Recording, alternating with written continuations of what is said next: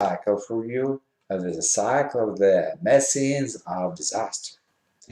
And today I have read you a lecture by topic Introduction to the Medical Evacuation System. Table of contents. First one, introduction. The second one, mass casualty incident management. Third one, incident command system. And fourth one, medical response to disasters, which includes search and rescue, triage, definitive medical care, medical evacuation, and echelons of medical care. So, introduction. Disasters follow no rules. No one can predict the complexity, time, or location of the next disaster. Traditionally, medical providers have held the erroneous belief that all disasters are different, especially those involving terrorism. All disasters, regardless of etiology, have similar medical and public health consequences. Disasters differ in the degree to which these consequences occur and the degree to which they disrupt the medical and public health infrastructure of the disaster scene. The key principle of disaster medical care is to do the greatest good for the greatest number of patients, while the objective of conventional medical care is to do the greatest good for the individual patient. Natural disasters, man-made disasters, and terrorism encompass the spectrum of possible disaster threats. Terrorism, not surprisingly, is the most challenging for medical providers. Weapons of mass destruction creating contaminated environments will be the greatest challenge of all.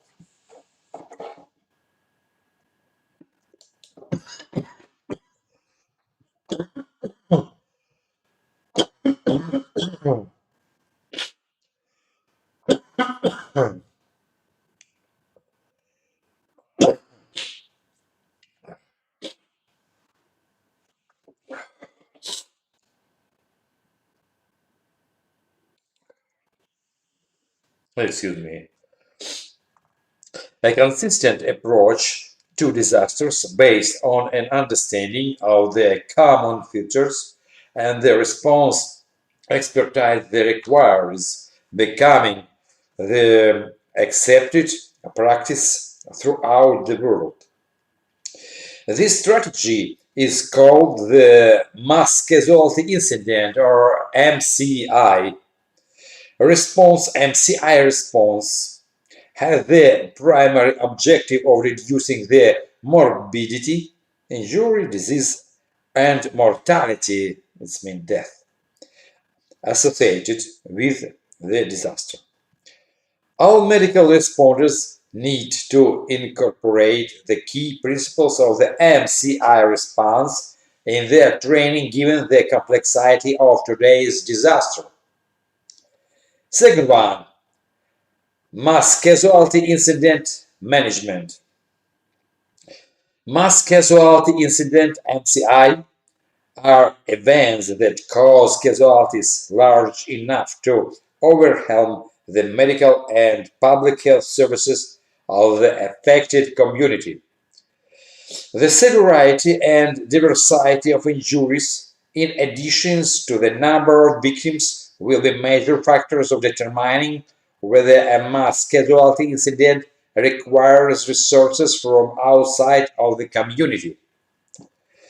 Today's complex disasters, especially those disasters involving terrorism and weapons of mass destruction, like chemical, biological, or nuclear, may result in austere environment. An austere environment is a setting where resources, transportation, and other aspects of the physical, political, social, or economic environments impose severe constraints on the availability and uh, adequacy of immediate care for the population in need. Similar to ABCs of trauma care, disaster response includes basic medical and public health concerns that are similar in all disasters. The difference is the degree to which these responses are utilized in a specific disaster and the degree to which outside assistance is needed to perform the ABCs of disaster care. Medical concerns related to MCIs include just four, please remember it, elements. First one, surge and risk. Second one, triage and initial stabilization. Third one, definitive medical care. And fourth one, evacuation. Public health concerns related to MCIs include water, food, shelter, sanitation, safety and security, transportation, communication, disease surveillance, epidemic diseases. Both medical and public health disaster response activities are coordinated through one organizational structure, the Incident Command System. Incident Command System, or ICS.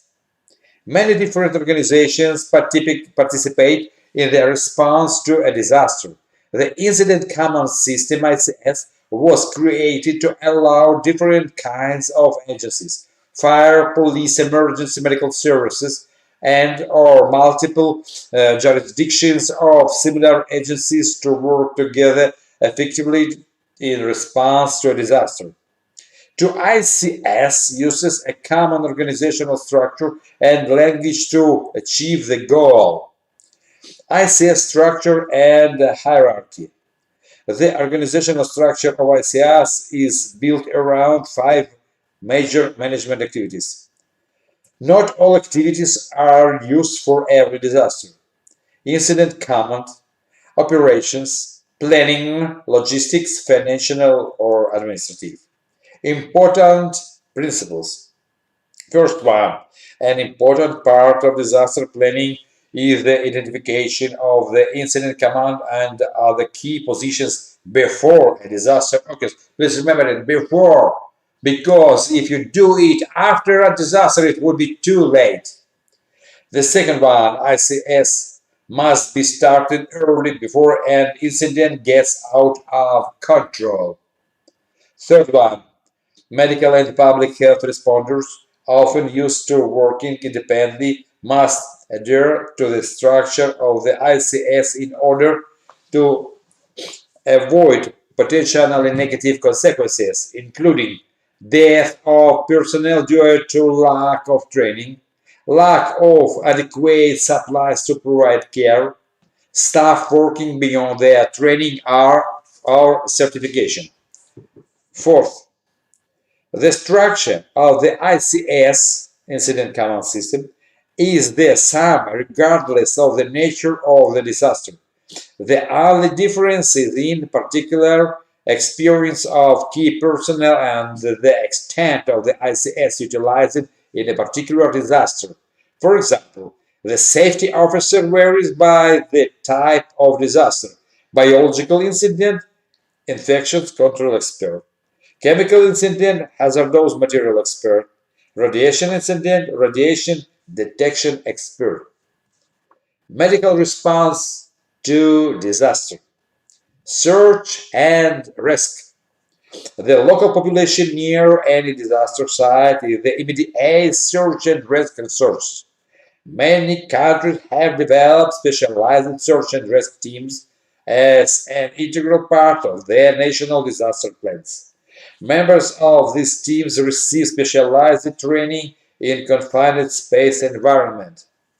Search and rescue units generally include a cadre of medical specialists, technical specialists knowledgeable in hazardous materials, structural engineering, heavy equipment operation, and technical search and rescue methods, listening equipment, remote cameras, trained cannons and their handlers.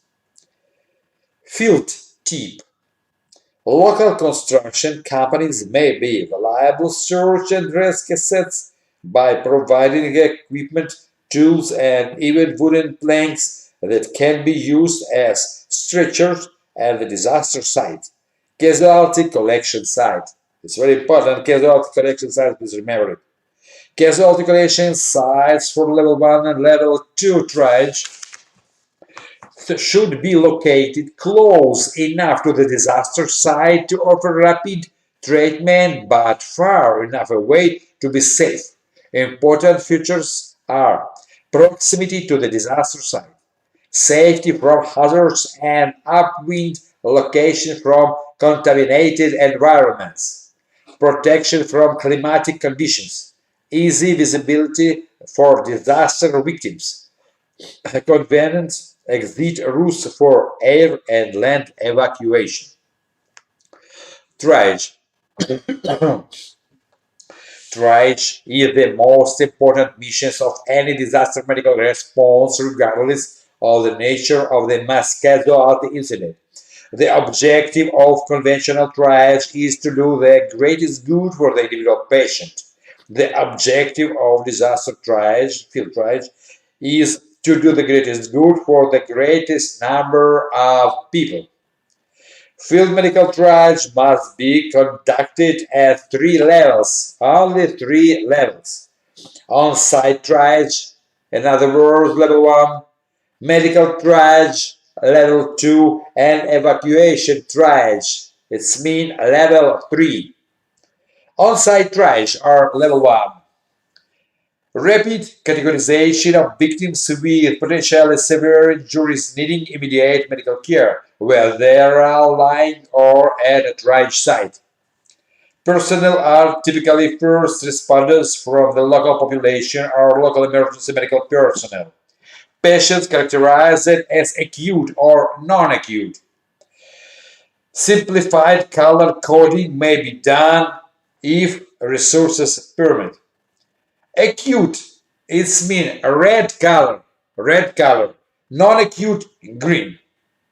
That's it. No more, no more. Medical triage, level 2.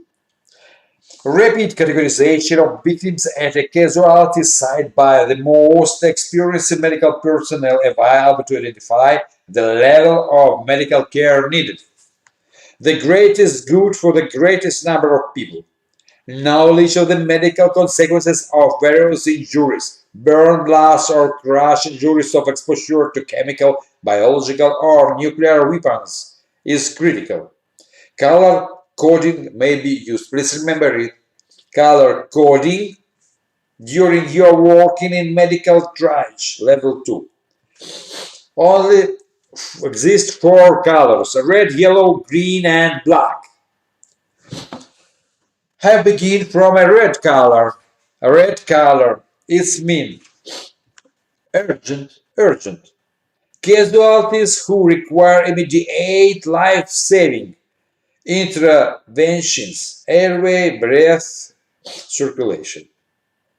Yellow marks the light of expectant.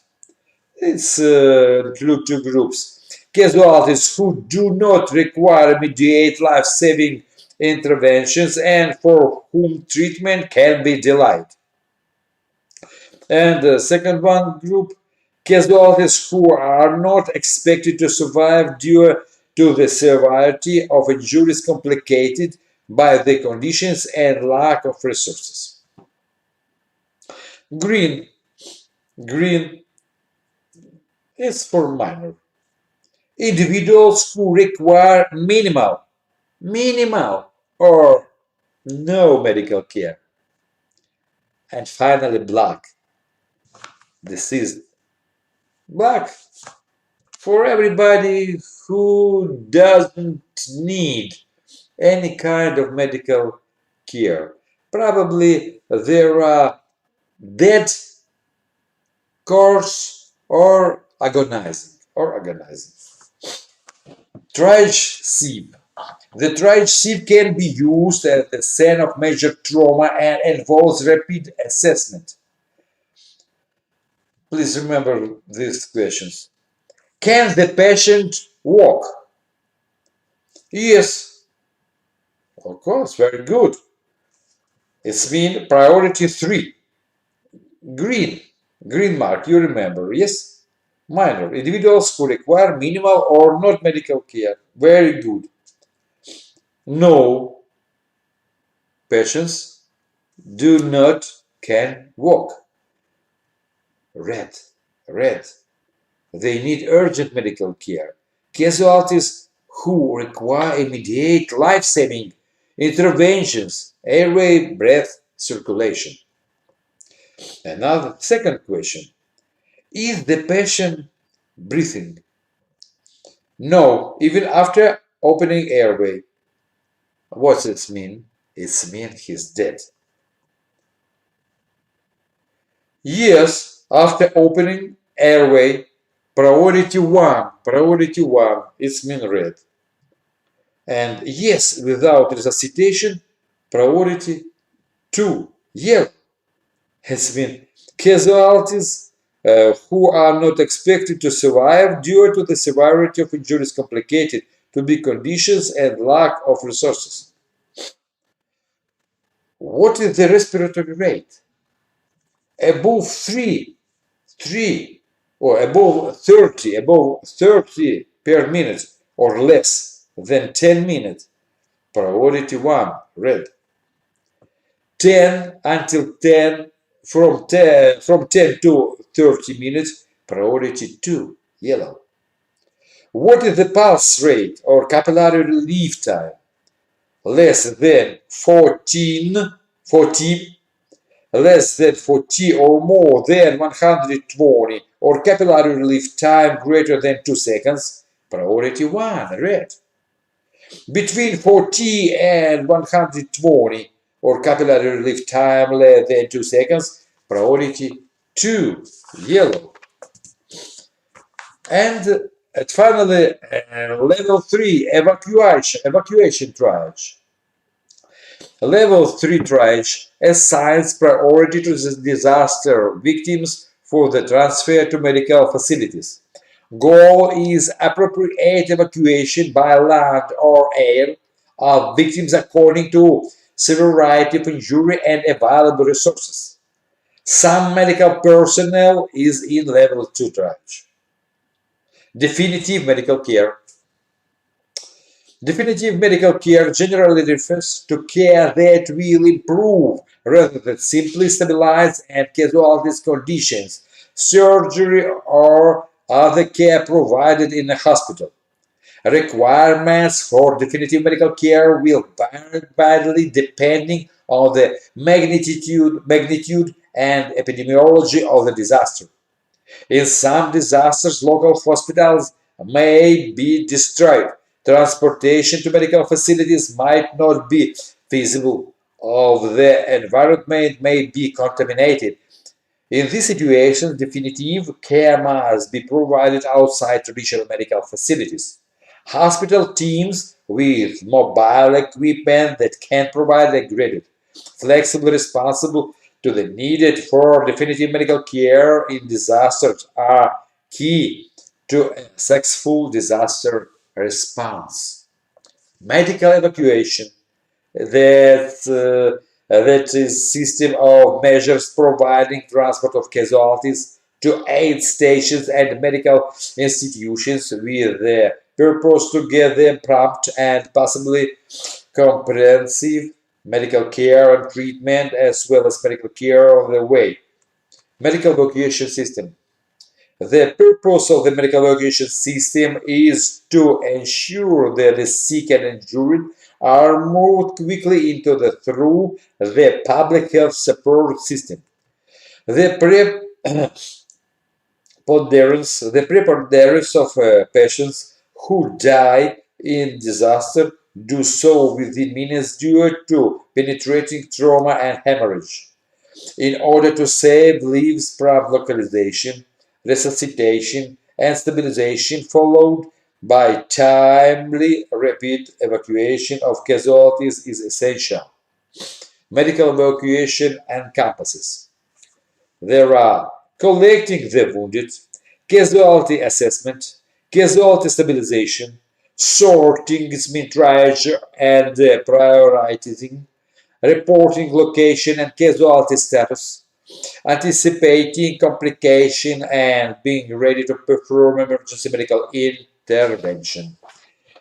The benefits of the efficient medical evacuation system are: first one, minimizes mortality by rapidly and efficiently moving the sick, injured, and wounded to MTF. MTF is mean medical treatment facilities.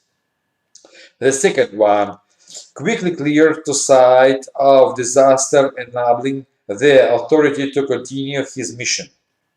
Third one, build the morale of the patient by demonstrating that care is quickly available if they are wounded.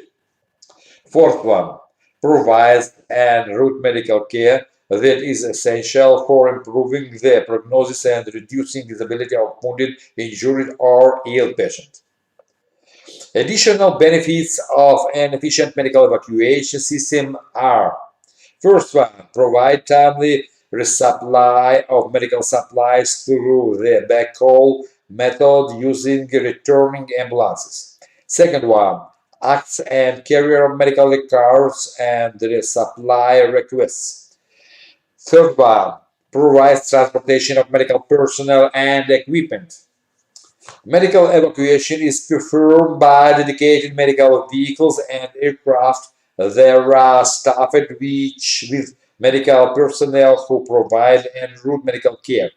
Medical evacuation is conducted using vehicles specifically designed to provide en route medical care. The provisions of en route care on medically equipped vehicles or aircraft enhances casualty survivability. Casualty evacuation, CASEVAC. CASEVAC, it's mean casualty evacuation, CASEVAC, is the term used by non-medical units to refer to the movement of casualties aboard non-medical vehicles or aircraft. En route care is limited to the equipment carried by the individual providing care, paramedicals, and body aid. The decision to use this form of casualty transport is decision made by the medical authority based on availability of organic medical platoon evacuation assess, the number of casualties, the tactical situation. Medical regulating is the tool used to identify patients awaiting evacuation to the next echelon of medical care. It coordinates and controls the movement of patients through the echelons of care, include the functions of casualty reporting and accountability.